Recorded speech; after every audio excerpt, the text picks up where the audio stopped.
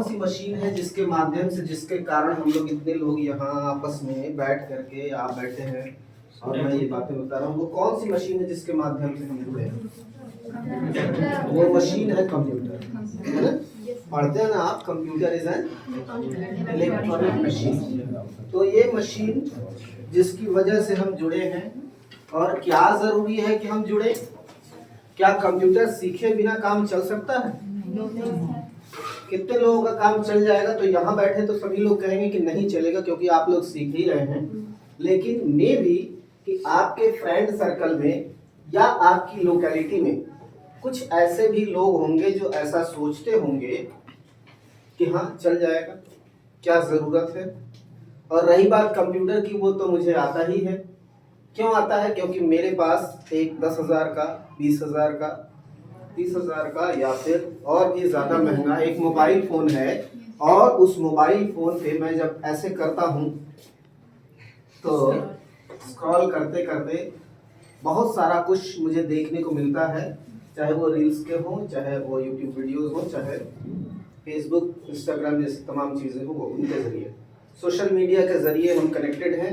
चूँकि मुझे थोड़ा सा टाइप करने आता है, इसलिए मैं कोई कमेंट लिख लेता हूँ, इसलिए और ज़्यादा मैं कंप्यूटर जानता हूँ, ऐसा भ्रम इसको कहते हैं, ये किसी को हो सकता है। लेकिन मुझे नहीं लगता कि आप में से किसी को ऐसा भ्रम होगा कि अगर कोई केवल टाइप कर ले और सोशल मीडिया पर कहीं कुछ लिख दे या कुछ रील्स या वीडियोस देखने की उसकी क्षमता हो, यानी वो कैपेसिटी या उसको वो सलाहियत हासिल हो गई हो, तो ऐसी स्थिति में वो कह दे कि हाँ मुझे कंप्यूटर आता है। ऐसी बात बिल्कुल नहीं है। क्योंकि आप भी जब यहाँ आए होंगे फॉर द फर्स्ट टाइम, तो आपने देखा होगा कि माउस को अगर आप इधर ले जा रहे हैं तो कभी उधर जा रहा है, कोई प्रॉब्लम। कितने लोग के साथ ऐसी प्रॉब्लम हुई थी फर्स्ट डे, चाहे यहाँ चाहे कहीं भी हुई थी ना? तो ऐसी प्रॉब्लम हुई होगी कि आप, और उस दिन से और जरा आज के डे का कंपैरिजन कीजिए, क्या अंतर है? डेफिनेटली अंतर है, ठीक है। तो ये वर्ल्ड कंप्यूटर लिटरेसी डे हम लोग इसीलिए मनाते हैं ताकि कंप्यूटर के बारे में लोगों में जागरूकता पैदा कर सके, लोगों को जागरूक बना सके। कोई भी day, not only this World Computer Literacy Day, but any other day that is observed throughout the year is observed only because we want to spread awareness. We want others to use it. We want to improvise ourselves. तो हम अपने आप को सुधारना चाहते हैं, लोगों को जागरूक बनाना चाहते हैं। जागरूक होने से क्या होगा? वही होगा जो जाड़े में सुबह नींद खुलने से होता है। जाड़े में सुबह अगर नींद खुल जाए 5 बजे तो क्या होगा? हो सकता है उठने का मन न करे। तो उस जागने से क्या फायदा हुआ? कोई ज्यादा फायदा नहीं हुआ। फायदा कब होगा? जागरूक होने के साथ साथ आप एक्टिव हो, सक्रिय हो। यही ना जागरूक होना, यानी जाग जाना, किसी चीज के बारे में जानकारी हो जाना। घर में आग लगी है, आप जागरूक हो गए, जानकारी हो गई आग लगी है, लेकिन जान नहीं रहे। क्यों? जागरूक हो गए, जान गए। तो जागरूक होना, जान जाना अलग चीज है, और इम्प्लीमेंट करना, एक्टिव होना, तो इम्प्लीमेंटेशन उसकी बहुत दूसरी चीज है। तो जैसे आज का ये कंप्यूटर साक्षरता दिवस हम मना रहे हैं, तो इसके बारे में जागरूक तो आप ही हैं। ऑब्वियसली आप अवेयर हैं, जागरूक हैं, तभी तो यहाँ आके बैठे हैं, कंप्यूटर सीख रहे हैं। जागरूक ना होते तो वो आपसे कोई कहता कि कंप्यूटर आता है तुम्हें, बोलते कंप्यूटर ये क्या होता है ना? या फिर होता भी है तो कहाँ कंप्यूटर होता है, कुछ लोग चलाते हैं, देखा है, लैपटॉप लेके चलते हैं और बड़ा अच्छा लगता है। तो आप जब कंप्यूटर लिटरेसी डे की बात करते हैं तो किस बात की बात करते हैं? कंप्यूटर के साक्षरता की, जागरूकता के साथ साथ साक्षरता की। तो आपने अपने लिए तो व्यवस्था कर ली, आप सभी तो कंप्यूटर सीख रहे हैं। क्या आप में से कभी किसी ने यह भी सोचा कि मेरी वजह से भी कोई कंप्यूटर सीखे? तो क्या आपने किसी से, आपको कहा, आपने किसी फ्रेंड को, दोस्त को, कोई भी जान पहचान परिचित रिश्तेदार, किसी को कभी कहा कि तुम भी सीख लो? क्यों, ऐसा किसी को सजेशन दिया? Yes sir. अगर दिया तो बहुत अच्छी बात है, आप जागरूकता से एक कदम आगे बढ़े, है ना? खुद भी और दूसरों को भी। क्योंकि आपको पता है कि कंप्यूटर लिटरेसी शब्द को समझ रहे हैं ना? लिटरेसी माने कोई चीज आए का मतलब कि उसके बारे में आप उस पर वर्क कर सके। मैंने वो कहा कि जो रील्स देखना हुआ वो उसको कंप्यूटर आना नहीं कहेंगे, वो तो कोई भी मोबाइल ले लेगा और वो उतना सीख जाएगा, है ना? लेकिन वो उसको वर्क कर सके, उस पर कोई फाइल खोलनी है, मेल कैसे भेजा जाता है, मेल विद अटैचमेंट कैसे भेजा जाता है, ये सारी चीजें आनी। एक दूसरी चीज है, मतलब आपने अपना रिज्यूमे बना के मुझे कभी मेल किया है? Yes sir. Raise your hands if you have done so. Very good, तो क्वाइट अ गुड नंबर, काफी लोगों ने किया है। आप लाख पढ़े लिखे हैं, आप डिग्री कॉलेज में प्रोफेसर हैं, लेकिन आपको लॉगिन करने ठीक से नहीं आता। जूम पे मीटिंग हो गई, बच्चे से कह रहे हैं, अपने घर के छोटे बच्चे से, टिंकू जरा लॉगिन कर देना बेटा, मुझे ऑफिस का जूम मीटिंग पे उस पे बोलना है, और तुम सुनो साथ में यहीं बैठे रहना, जब जब थोड़ा बहुत खराब होगा तो तुम यहीं असिस्टेंट के रूप में बैठे रहना। ये स्थिति है, यानी जरूरी है, बिल्कुल जरूरी है कि हमें इस जो टेक्निक का युग है उसमें कदम से कदम मिला के चले, नहीं चलेंगे तो बिल्कुल पीछे रह जाएंगे। और फिर जिनका रिटायरमेंट साल 2 साल बचा है वो किसी तरह किनारा खींच भी लेंगे, आप क्या करेंगे? या आप सोच के देखिए कि आपकी एज ग्रुप के तमाम लोग क्या करेंगे अगर वो कंप्यूटर इलिटरेट रह जाए।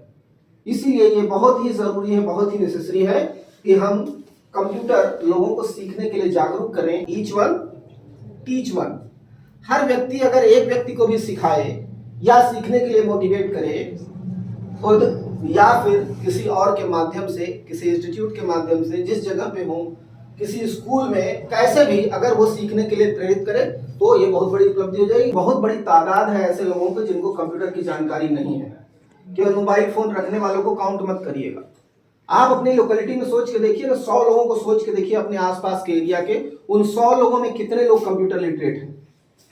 तो आप देखेंगे ज्यादातर जो युवा वर्ग है वो है, लेकिन पिछली पीढ़ी के लोग नहीं सीखे हैं, और सीखे भी हैं तो काम भर का केवल। और इसके पिछली पीढ़ी यानी तीसरी वाली जो पिछली पीढ़ी है उसमें अगर आप जाएंगे तो उसमें केवल लाल बटन और हरे बटन का फर्क मालूम है। पता है ना, लाल बटन हरा बटन मतलब किससे कॉल रिसीव करनी है और किससे डिस्कनेक्ट करना है, इतने तक। उससे ज्यादा अगर आप सिखाएंगे भी तो हो सकता है कि वो मना कर दें कि रहने दो, खबर में पैर लटकाएं, अब सीख के क्या करेंगे।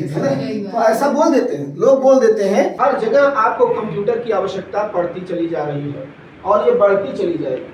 और अब तो चैट जीपीटी जैसी चीजें आ गई हैं, एआई आ गया है, एकदम जनरल वे में एआई, आर्टिफिशियल इंटेलिजेंस सारी चीजों को अपने क्लच में लेने जा रहा है आने वाले समय में।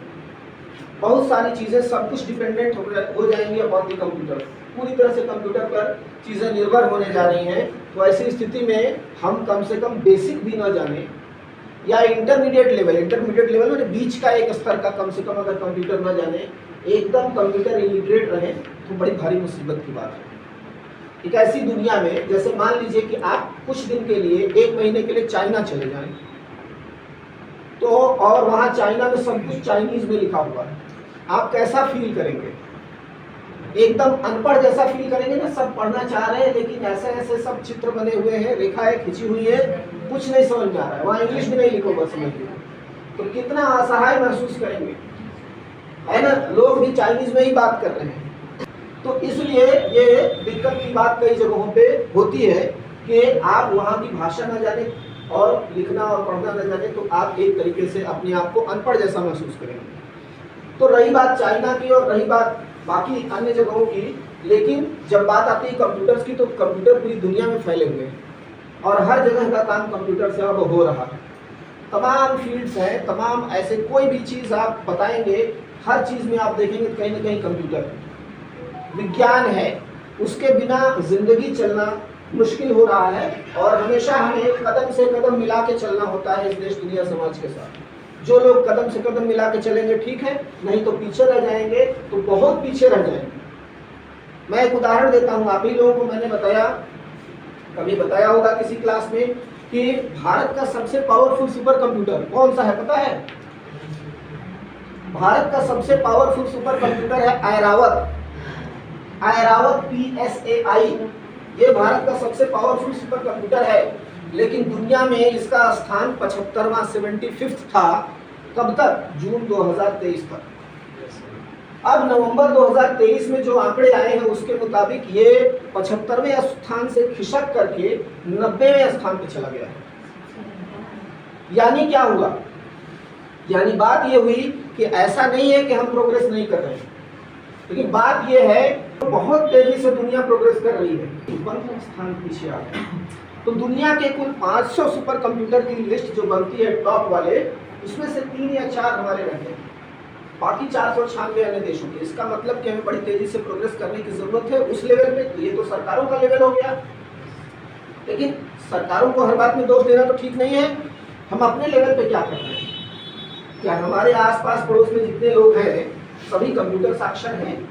अब आने वाला समय जब पूरी तरह से कंप्यूटर का एज हो जाएगा, अभी भी है, आने वाले समय में और हो जाएगा, तो इसलिए हमें खुद भी पढ़ना सीखना है, दूसरों को भी जागरूक करना है, बताना है, सिखाना है। कैसे कर सकते हैं आप?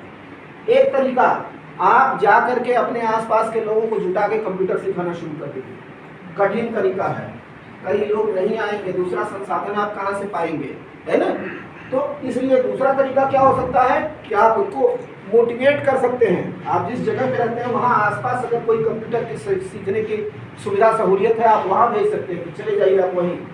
अगर आपको लगता है कि वो यहाँ आ सकते हो तो यहाँ लाइए, यानी मोटिवेट करिए। Each one teach one, each one teach one. एक व्यक्ति अगर एक व्यक्ति को भी पढ़ाने सिखाने का संकल्प ले ले, या तो खुद से सिखाए या उसको किसी इंस्टीट्यूट, किसी भी कॉलेज, किसी भी स्कूल, कहीं भी किसी भी माध्यम से उसको अगर कंप्यूटर शिक्षा के लिए प्रेरित करता है, तो यही आज के दिन का हमारा हासिल होगा।